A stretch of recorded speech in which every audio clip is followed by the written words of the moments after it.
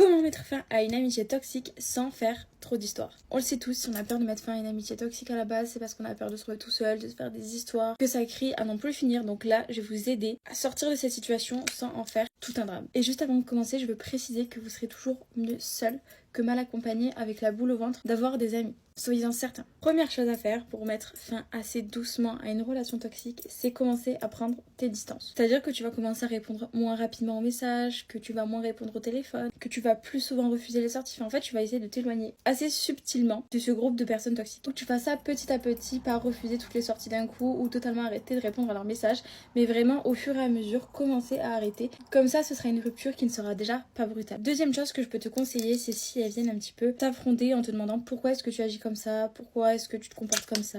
Ne les mets pas en tort à elles, mais dis plutôt que ça vient de toi. Par exemple, comme dans une rupture, tu dis non mais c'est pas toi, c'est moi. Et ben là c'est la même chose. Il faut que tu dises que c'est toi qui te sens pas bien, que c'est toi qui ressens plus la même chose qu'avant dans la relation. Enfin en fait, il faut vraiment pas que tu accuses les personnes en face. Et là, on arrive à l'étape un petit peu du conflit.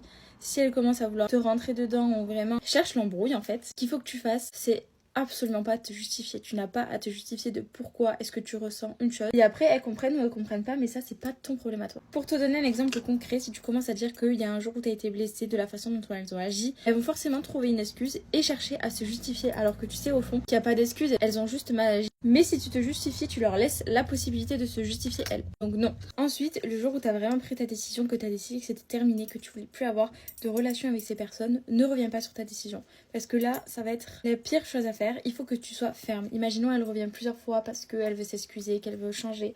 Non, il faut pas que tu acceptes parce qu'il faut que ce soit un non catégorique. Parce que crois-moi, une personne toxique, il y a très peu de chances que ça change. Dernier petit conseil que je peux vous donner, c'est si vous voulez recroiser, que vous êtes amené à retomber face à face, restez poli. Pas besoin de les ignorer, pas besoin de ne pas dire bonjour, vraiment les esquiver, ça sert à rien. Et tu peux tout à fait rester poli, dire bonjour sans forcément redevenir proche après ou même devoir discuter par la suite si tu n'en as pas envie. Il faut que tu penses à toi avant de penser aux autres. Donc oui, tu restes poli. Absolument aucune obligation de devoir leur parler, de prendre leurs nouvelles ni quoi que ce soit. C'est vraiment dans ton intérêt que tu agis. Bon voilà, en tout cas j'espère que cette vidéo vous aura aidé. N'hésitez pas si vous avez des questions à les poser en commentaire. Et surtout pensez à vous quand vous êtes dans ce genre de relation là.